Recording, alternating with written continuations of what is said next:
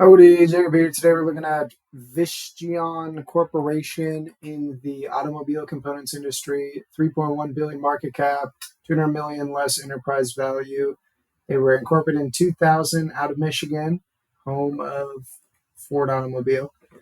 2.6 billion revenue in 2014 to 3.9 billion, just under 4 billion in 2023, where growth was very much hindered from COVID, but then just like a lot of other automobile companies, components industries grew like crazy for the 2 years post-COVID, since people actually thought over here that used cars didn't go down in value, which was just another reason to say that people think so short-term and do not think in the long term. But, everyone's got their perspective.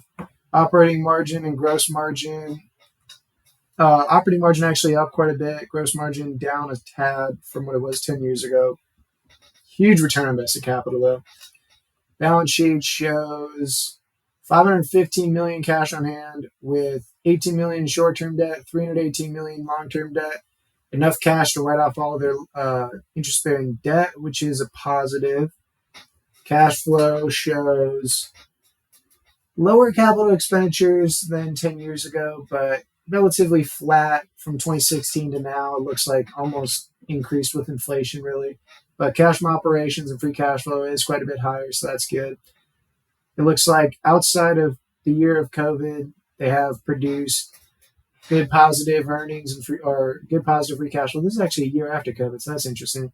The use of cash is tiny bit net acquisitions, quite a bit of share repurchases, and that's really it. No dividend paid. Okay, so let's start making some assumptions here. On the revenue growth side, the type of company that has grown so much recently, I am a little skeptical that it's going to remain that growth. I do think that if you look on an average basis, the return on invested capital historically hasn't been too substantial. So maybe I'll put it at a 14p price to free cash flow. This is assuming at the end of 7 years, maybe it dampens down to a more moderate growth rate of that 3 to 5% more in line with the market. But I'm saying 2% a year here because they've grown so much recently that maybe there's going to be a slow period within the next 7 years and then get back to normalcy. Pretty close to averages here.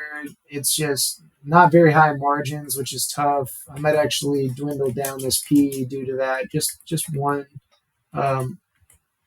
Just by one. And then, gosh, I don't know. I don't want to do too big of a range. Maybe 2.5 and 2.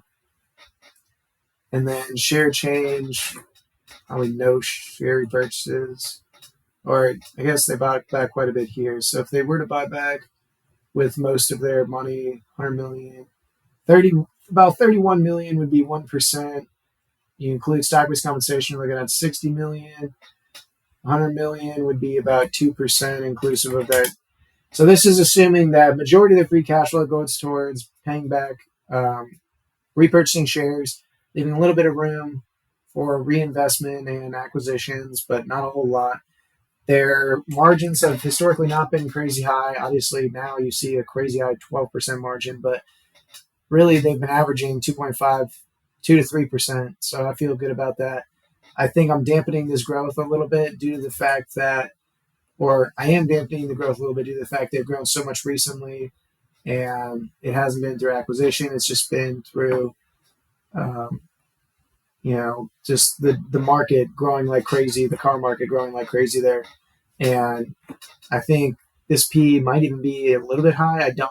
If a company is this bad of margins, I'm also a little bit skeptical, but I do think that, the business has something going for them. So I think this is fine. I think I'm fine with these assumptions, and Woofta looks crazy expensive to me.